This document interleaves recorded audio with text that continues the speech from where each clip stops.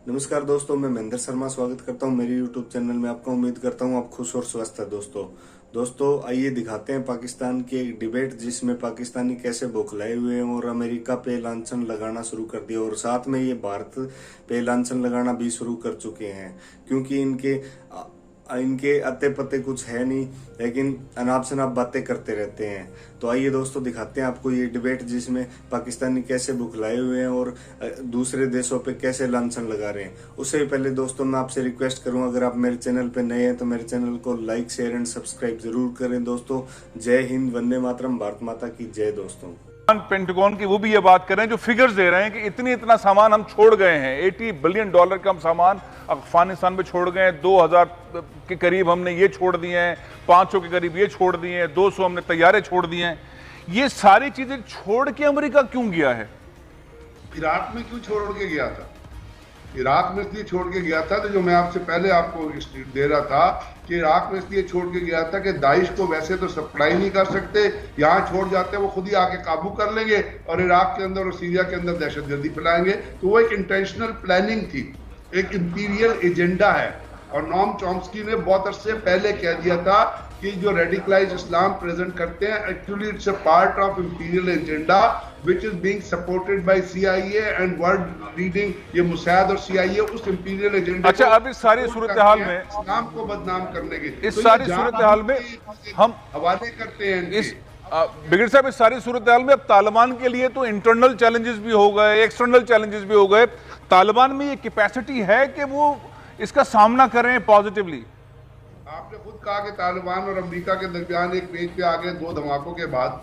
Exit date दी हुई थी जो बाइडन उस एग्जिट डेट से किस तरह पीछे हट सकते थे, उसके लिए कोई आपने सिनेरियो क्रिएट करना था ताकि एग्जिट डेट को एक्सटेंड करें। G7 की ताकतें कह रही थी आप नहीं जा सकते, कोई सिनेरियो क्रिएट करना था, कोई एलिबाई क्रिएट करनी थी। वो एलिबाई क्रिएट हो गई जब 2 धमाके हो गए। बाकी 2 धमाके तो उन्होंने किए जो अपना म्यूनिशन और अपने हथियार अमेरिकन आर्मी ने तबाह किए हैं। वहां कहते हैं कि अमेरिकी फौजी मर गए, किसी की तस्वीर आज तक आपने अभी तक तो आई नहीं है। कई जगह पे कोई बरियल का कोई वो नहीं आया कि जो अमेरिकी फौजों के मरने का हो।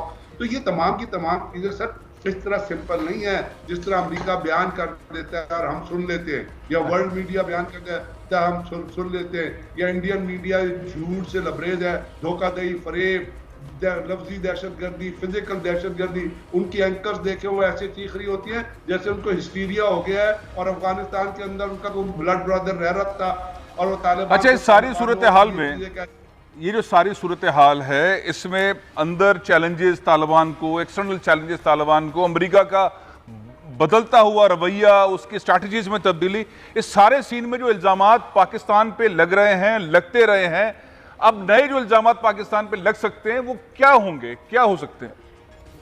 पाकिस्तान पे इल्जामात नहीं, पाकिस्तान का प्रोपेगेंडा हो रहा है। अगर दुनिया में अमन लाना इल्जाम है तो इसको कबूल कर ले।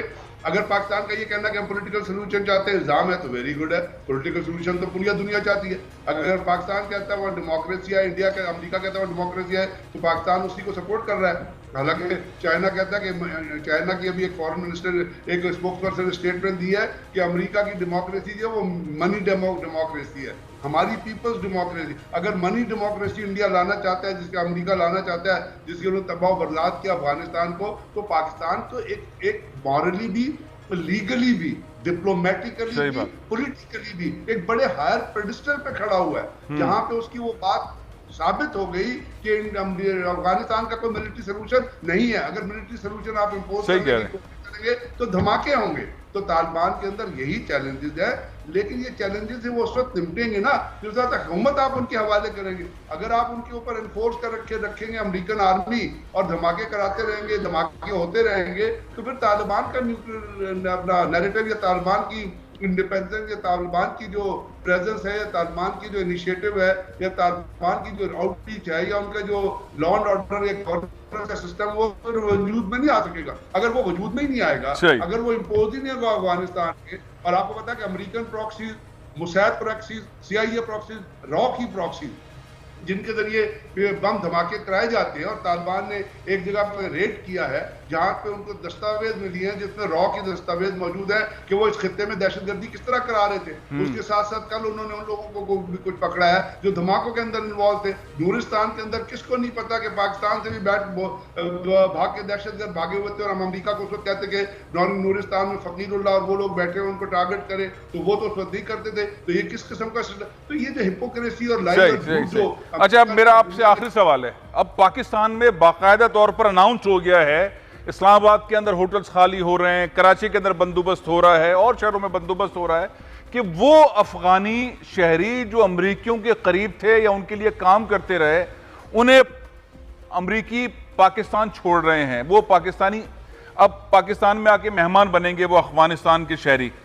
अब आपको क्या नजर आता है, ये अमेरिका इन 4, 5, 8 हज़ार अफगानियों को कुछ दिन के लिए यहाँ लेकर आएगा और अमेरिका ले जाएगा 31 तारीख के बाद, या ये पाकिस्तान में ही रहेंगे? ये क्या है, ये सीन है क्या?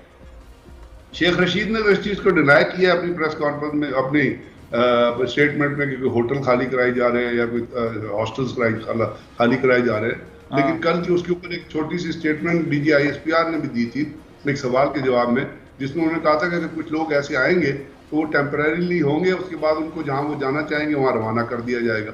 तो अब इन दोनों चीजों को आप कंक्लूड कर लें तो इसमें यही निकलता है कि अगर कुछ लोग आएंगे और वो अमेरिकन के साथ रहे या जर्मन के साथ रहे या नेटो के साथ रहे हैं तो वो परमानेंट पाकिस्तान के अंदर नहीं रहेंगे। लेकिन फिलहाल ये जैसे मैंने भी इस्लामाबाद में चेक किया है तो ऐसी कोई एफर्ट नहीं है कि कोई होटल खाली कराए जा रहे हो या लोगों के गेस्ट हाउसेस खाली कराए जा रहे हो या अपना यूनिवर्सिटीज के हॉस्टल्स खाली कराए जा रहे हो। अभी ऐसा कोई शायद प्रैक्टिकली ग्राउंड पर नहीं है, सूरत आया तो नहीं है, लेकिन लोग तो गवर्नमेंट से भी ज्यादा आगे दौड़ते हैं ना, तो उनकी इंटेलिजेंस से निकली। तो ये सूरत हाल बनती जा रही है। अच्छा, जरा अमेरिका के बारे में बता दें, बड़ा इस वक्त तड़ियां भी दे रहा है और बड़े एक्टिंग के अंदाज में यूं उंगलियां करके तकरीरें कर रहे हैं। अमेरिका प्लेनेट है वो ठीक नहीं है। अमेरिका की मजीद अभी सूरत हाल खराब होगी और मजीद अमेरिका अपने मसाइल में उलझ के रह जाएगा, क्योंकि जोल उस पर ही बड़ा बुरी तरह से अंदाज हो रहा है। अच्छा, और दूसरा जो अमेरिका का प्लूटो था, पैदाइशी प्लूटो, जब अमेरिका बना था उस प्लूटो के साथ प्लूटो चक्कर लगाते लगाते उस प्लूटो के साथ प्लूटो अपने साथ आकर मिल गया है।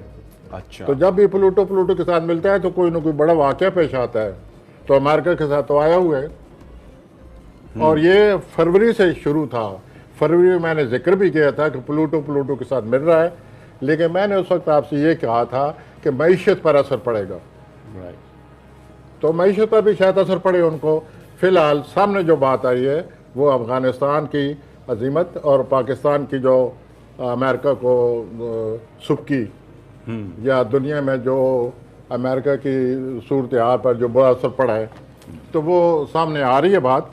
तो ये प्लैनेट इसी तरफ जा रहे हैं और ख़तरा ये है कि कहीं ये इससे ज़्यादा भयानक सूरत हाल ना बन जाए, जंग की तरफ ना चले जाएं।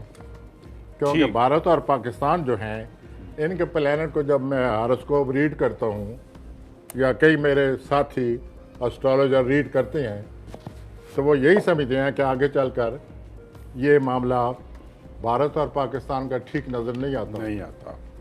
तो यूँ सूरत हाल आगे चलती जाके से मेरी मुराद है दुनिया में एक बहुत बड़ी खलफशारी वबा हमारे साथ नहीं छोड़ रही। तो ये सब उन्हीं प्लैनेट की वजह से है जो दोनों जोल और मुश्तरी आए हैं और 2040 तक रहेंगे। ये 20 सालों के लिए आते हैं। आपने नोट किया 2000 में आए, इन्होंने ये मसला बना दिया दहशतगर्दी का और अल-कायदा का, और 20 साल इराक, अफ़गानिस्तान और ये सारा सिलसिला चलता रहा। 20 दिसंबर को वो प्लैनेट छोड़ गए और देखिए अफ़गानिस्तान का मसला ख़त्म हो गया। आपको लगता है ख़त्म हो गया? धमाका हुआ वहाँ पर? हाँ ना, ये धमाका तो हमारे मुल्क में भी होता रहता है, ये तो होता रहेगा। अच्छा, ये होते रहेंगे वाकई। It is explosive situation. ये बड़ी भड़कदार और बड़ी धमाकेदार सूरत हाल है दुनिया की, जो आगे चलकर कोई न कोई भयानक सूरत। अच्छा, एक ज़रा मुझे ये एक और लोग बड़ा सवाल करते हैं कि कोशिशें हो रही हैं, चाइना, पाकिस्तान, रशिया, ईरान इनका कोई ब्लॉक बन जाए। और इसमें रिसेंटली पुतिन से टेलीफोन पर बात हुई वज़ीर आज़म साहब की, इमरान खान साहब की, फिर सदर पुतिन ने चाइना के सदर से भी बात की, ईरान शाह महमूद कुरैशी एक मैसेज लेके गए हैं, अब वो सेंट्रल एशियन स्टेट की जानिब रवां दवा हैं। कोई इस तरह का भी प्लैनेट से आपको बता रहे हैं कि कोई रीजनल अलायंस पाकिस्तान की जिसमें सपोर्ट हो? वाज़े बता रहे हैं कि दुनिया के जो पहले पॉलिटिकल ग्रुप बने हुए थे उनमें तब्दीली आ जाएगी।